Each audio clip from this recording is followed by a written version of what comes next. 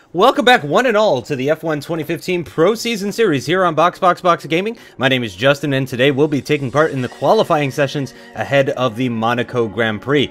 Last time out at the Circuit de Catalunya in Spain, we got a podium, our first podium of the season at Fernando Alonso's home race, which was truly fantastic. I think I said in the comments I was getting a little worried that I was never going to be able to get a podium in this 2014 Ferrari, because I'm just not fast enough, not because the Ferrari's not fast enough, but thankfully the stars aligned and everything worked out wonderfully for us in Spain, and we were able to get a second place finish. Part of that was because of Lewis Hamilton and Sebastian Vettel coming to blows, which certainly helped us out. Having a quick look at the driver's standings, Nico Rosberg currently leads Lewis Hamilton 118 to 91 points, 27-point deficit, and then it's a huge gap of 34 points down to Sebastian Vettel in third. Just 3 points back is Valtteri Bottas in fourth, and then Daniel Ricciardo, Felipe Massa tied on 49 points, and now my teammate Kimi Räikkönen and I are also tied at 32 points. So I really need to try and outperform Kimi here at Monaco. But I gotta say, Monaco is by far my worst circuit. It's always been that way. It will probably always be that way. Singapore, I get along quite well at. Monaco, just not so much. I don't know what it is. But having another look at the constructors' standings now, Scuderia Ferrari currently in fourth position with 64 points. Red Bull Racing and Williams very close still, just 3 points separating them. And Mercedes now with 209 points after just 5 races, averaging about 42 points per race. That's incredible, considering that the maximum you can score is 43 per race. But enough about what has already happened. Let's kick off this qualifying video. So here we are in time trial mode, just doing some practice in the 2014 Ferrari. I had a hard time practicing in the free practice sessions in Pro Season mode because the AI kept running into me and vice versa.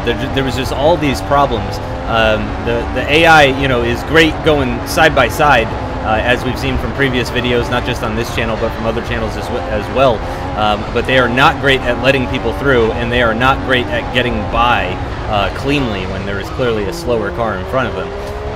So I was trying to do some a little bit of low fuel practice, but really I was trying to focus on the long runs and just building up my confidence levels with this very tight and twisty Monaco circuit, because as I mentioned before, it's definitely my worst circuit.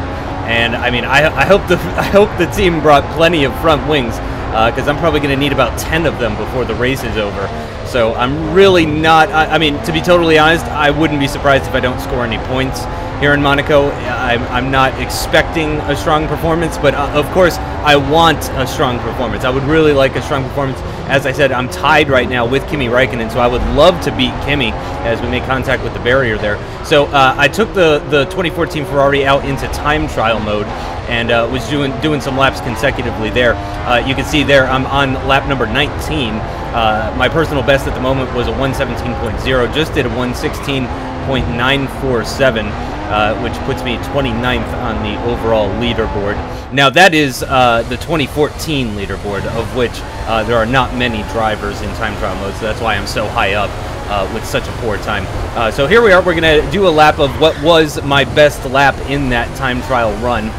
Again, doing over 20 laps, and this was the best of the bunch. Staying in third gear for Sam DeVault and going up the hill, running very, very wide there at the exit of Massenet before going into Casino, going over to the right-hand side to avoid the bumps. You know, you really want to treat this circuit just like the F1 drivers do and just avoid the bumps as you're heading down the hill coming out of Casino and heading down towards Mirabeau. Nicely through the Grand Hotel hairpin and also through Portier. Sorry, I don't know the Monaco corner names as well as like Spa, for example. I know the corner names at Spa very well because it's just such an amazing track, and I really love Spa. It's up there as one of my 3 favorite tracks. I like the Sepang International Circuit a lot.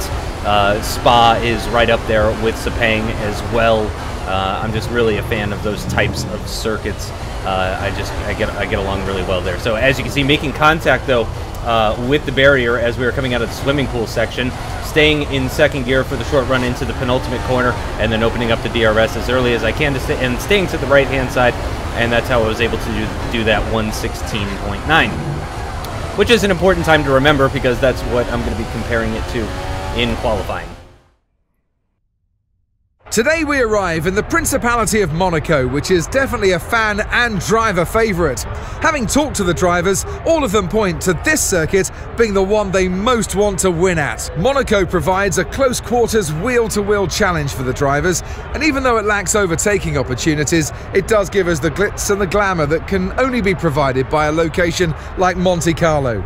Monaco is the most prestigious track on the Formula One calendar. It's a circuit that's extremely popular amongst the fans around the world, and it's something really special.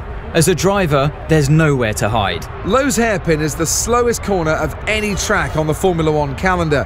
It's taken at just 48 kilometers an hour, but provides a stunning view on the first lap as the entire grid bunches up and tiptoes through the corner, hoping not to leave any carbon fiber parts behind. This is such a tight bend that a special steering rack is used just to get around this very corner, as the cars would not normally be able to make the turn.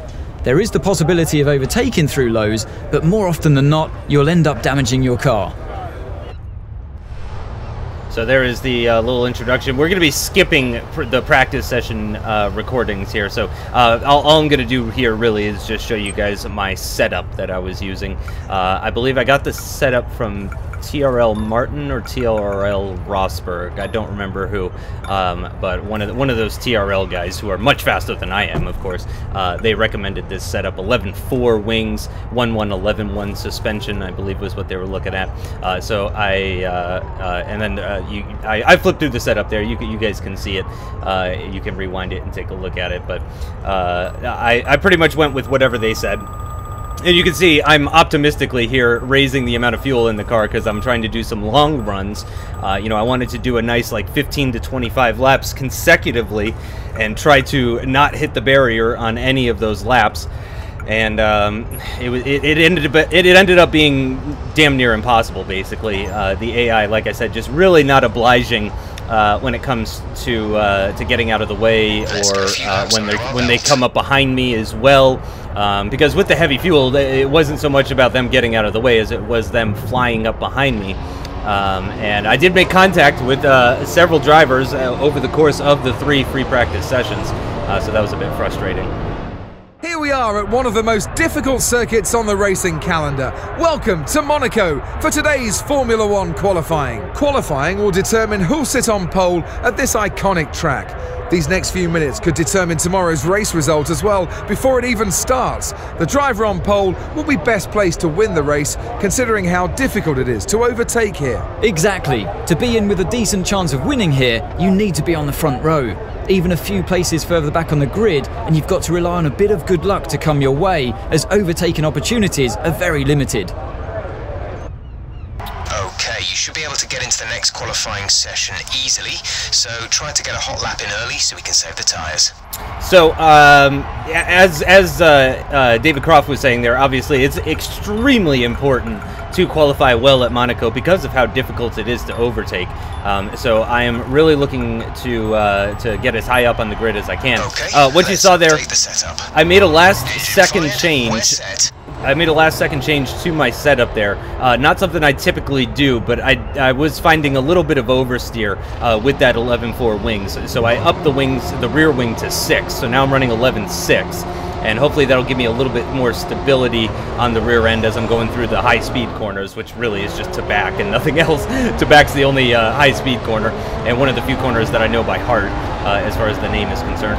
So here we are starting our hopefully one and only lap in Q1. We're on the prime tires, breaking down to 3rd gear and taking lots of the inside curve there at Saint-Devote. I don't think I cut the corner there. I didn't get any sort of penalty or warning or anything, but you could see I was all over the curbs there. I mean, that's really up for debate. It's kind of hard to tell in cockpit view. A little bit of oversteer there as I was coming out of Casino and making the run down towards Mirabeau, hugging the right side pretty nicely, the inside of that corner, down to 1st gear for the Lowe's hairpin, up into 2nd gear quickly, lifting off the throttle and then turning right and then going down the hill, once again lifting up the throttle.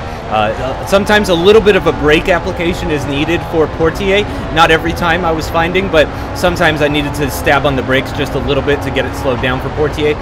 Braking right where the shadow ends as I came out of the tunnel. A little bit of oversteer there as well, coming out of the Nouvelle chicane into the back now and dropping it down into 4th gear. Again, you can see the back end trying to step out ever so slightly, but really quite manageable. Down into 3rd gear for the swimming pool chicane. Or is it the one before that that's the swimming pool chicane? I don't know. It doesn't matter. As we're coming towards the end of the lap now, missing my apex there through the penultimate corner on the DRS and on the throttle. And what is the time going to be? It looks like a 118.9.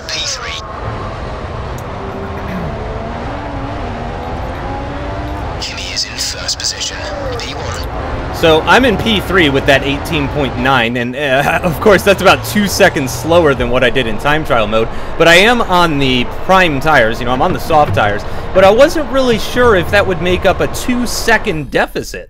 That seemed like a lot to me, so...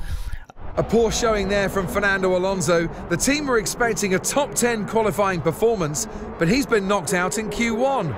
So that is a super strange message from David Croft. You can see there, I qualified in 13th as the only driver to qualify on prime tires, and it's just the top 16 that go through to Q2. But David Croft just said that I got knocked out. So right now, I'm sitting here thinking, okay, am I about to actually get knocked out, even though I'm in 13th place, even though I'm in the top 16? You know, should I restart? Should I continue? And at this point... Again, I don't really like Monaco, so at this point, I'm thinking, let's just get this darn thing over with. I really don't care where I qualify at this point. You know, if the game's going to glitch out and knock me out... I mean, you can see there, it's got the yellow bar on the left-hand side of the people that got knocked out, and I wasn't one of them. But it turns out I did not get knocked out. That was just some sort of bug on David Croft's commentary there. So here we are in Q2 on the option tires now, on the Red Mark Super Soft tires, preparing to do, hopefully, once again, our one and only lap so that we can save tires for Q3 and go out 2 or even 3 times if necessary in Q3. Nicely through Saint-Devote, going up the hill now, briefly getting into the 7th gear before dropping it back down into 4th, hugging the left side there, letting it run out wide a little bit before hugging it back to the left-hand side, getting very, very close to the barriers for the casino corner, breaking down to 2nd gear. The back end feeling like it was going to step out a little bit as I was braking for Mirabeau. Once again, through the Lowe's hairpin. Lots of steering lock there, up into 2nd briefly, taking lots of that inside curb, accelerating down towards Portier. Again, nicely hugging the inside, but staying very clear of the barriers at the exit. Accelerating now through the tunnel, up into 7th gear, braking right where the shadow stops. Down into 2nd gear for the Nouvelle chicane. Again, taking lots of curb, getting very close. And again, the back end stepping out quite a bit coming out of that corner. It seems to be a chronic issue that I have with low fuel on this car. Accelerating now through the swimming pool section, up into 6th gear, down into 2nd gear now. A bit more aggressive on these super soft tires than I was on the soft tires.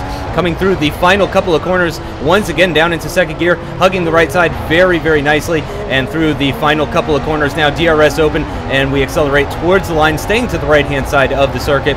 And what's it going to be? It is a 116.768. 116.768. That is about 0.2 faster than the time that I did in time trial mode. So actually, I am feeling pretty darn good. Of course, that is the fastest so far. It says I'm in 1st, and I'm in the garage, just kind of keeping an eye, looking to make sure that I don't need to go out there again. It looks like Jean-Eric Verne is stopped on track.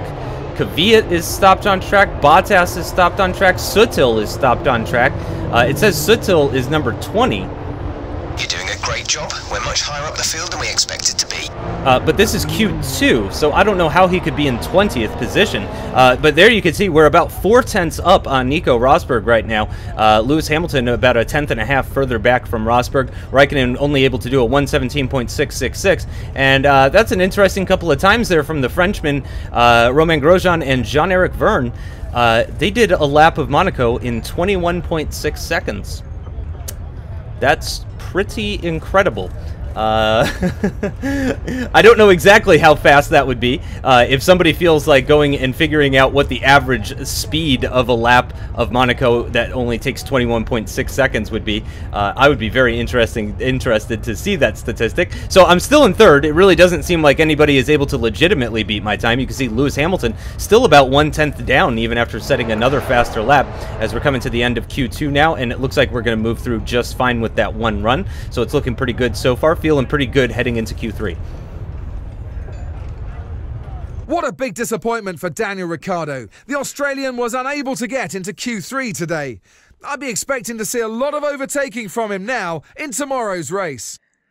And now this is very interesting. So I said Lewis Hamilton was a 10th down on me, but he did that time on the prime tires. So that's an incredibly quick time from Lewis Hamilton to be just 1/10 down on the harder compound tires. That's incredible. As we hear that Daniel Ricciardo gets knocked out, Hülkenberg getting knocked out as well, Kvyat, Bianchi, Perez, Massa, and Bottas just barely squeaking through on the prime tires there. I was surprised to see everybody go out on the options in Q3, and so many people only going out on the prime in Q2. I thought that was very, very strange. But again, we are going to move through into the shootout session of Q3, and we're going to find out where we're going to be starting on the grid, even though we were 55 seconds behind the time set by Romain Grosjean in Q2.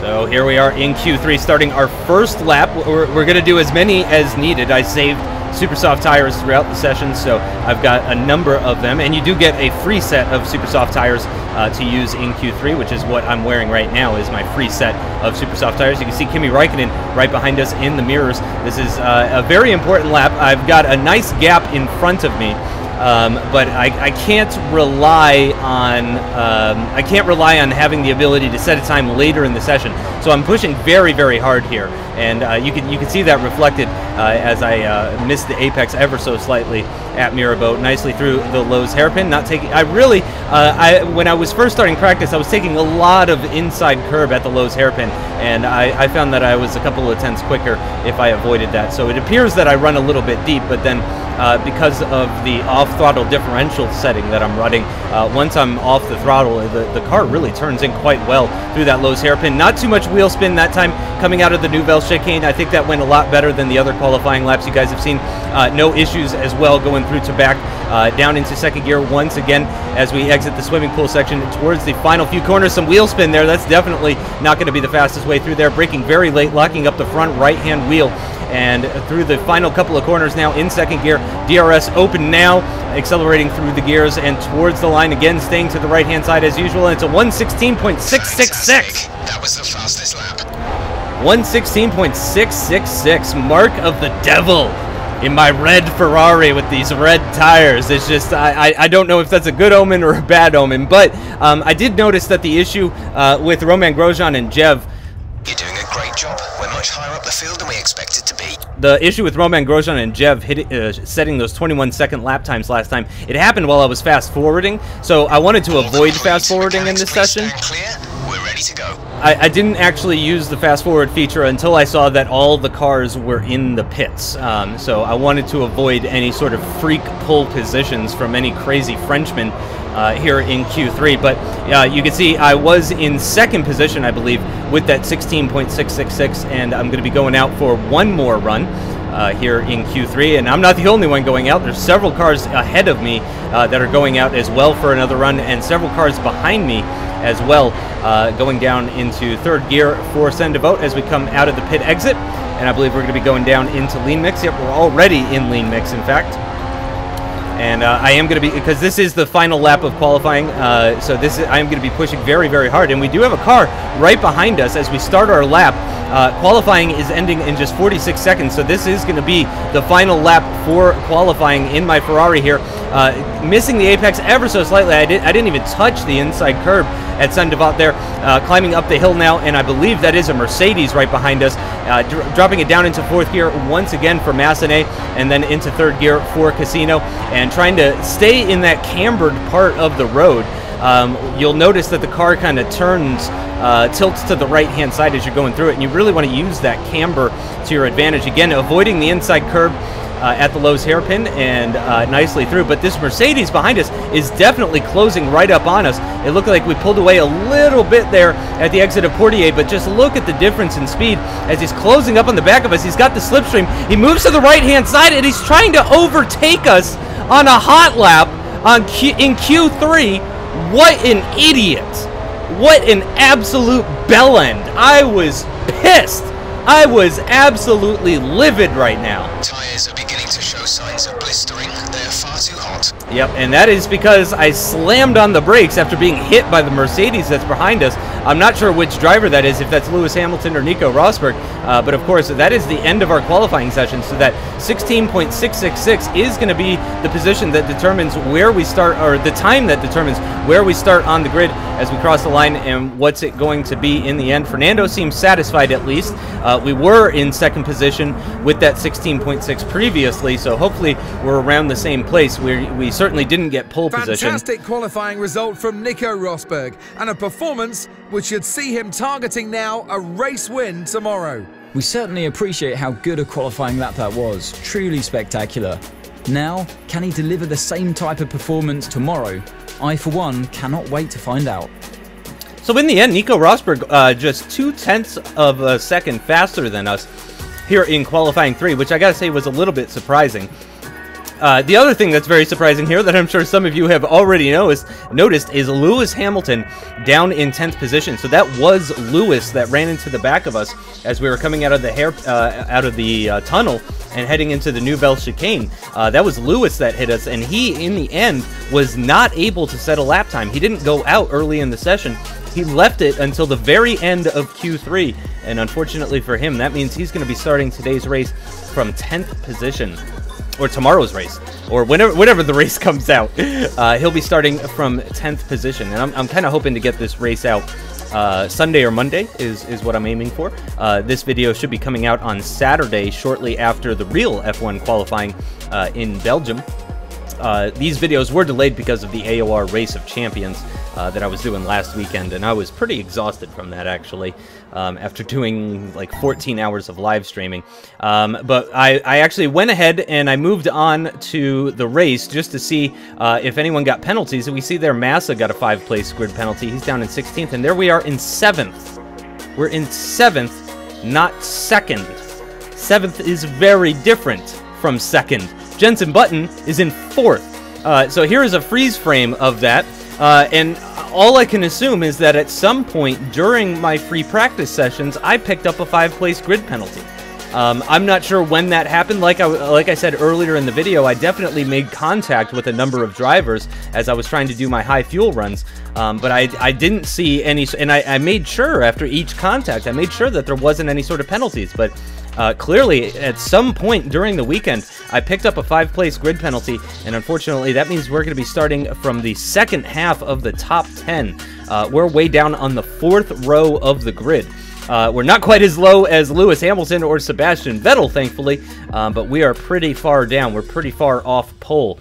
So what was going to be a front row start for Fernando Alonso here in Monaco has turned into a 4th row start, and that is very, very disappointing. But again, at this point, I'm just wanting to get this race over with. Monaco is not a strong track for me whatsoever. I really was not expecting to win the race here. I'm sure many of you guys watch other F1 YouTubers. You would have seen people like XMattyG, and I think Alex Gillen, and I think some other people. Noble2909, Arab as well. I think all those guys won their races at Monaco because really all you got to do is stick it on pole and then just defend. But unfortunately, I'm just not as quick as they are, and I was not able to get that. Excuse me, I was not able to get that pole position. And even if I was able to get it, I still would have been starting from 6th position as a result of getting that 5-place grid penalty. Again, I didn't know that I had a penalty. Otherwise, I would have probably restarted that session because in every circumstance that the AI hit me, it was 100% the AI's fault. I was not to blame for any of those collisions. And I don't think I'm to blame for Lewis Hamilton slamming into the back of me during Q3 either. But I gotta say, I'm a little bit worried about the race now because of that penalty, and also because I'm just gonna be surrounded by cars. I'm very concerned. and I think you guys should be as well. So it may be a very entertaining video for you guys, the Monaco Grand Prix, but I don't think it's going to be a very strong result for Fernando Alonso. That's going to do it for the Monaco qualifying video, though. I will see you guys very soon for the Monaco race video and then the Monaco highlights video. Of course, those will all be coming out in the very near future. I'm off work on Sunday, and I'm looking to actually record the Monaco race today. I'm going to upload this video. Today is Friday, August 21st. I'm going to upload the video and set it to release Saturday, tomorrow, after F1 qualifying. But then tonight, I'm going to be doing the Monaco race, and I'll be doing all the editing and stuff like that that goes along with it tomorrow after work. I do work tomorrow on Saturday, so I'll have to spend a good amount of time after work doing some editing, and then I'm hoping to have the race up for Sunday, Monday at the absolute latest. So this the race video should be coming out a day or two after this qualifying video. I hope you guys have enjoyed. I will see you next time, and thank you so much for watching, and I'll see you next time. I'll see you next time. Wow, this was not a great outro. Okay, bye guys.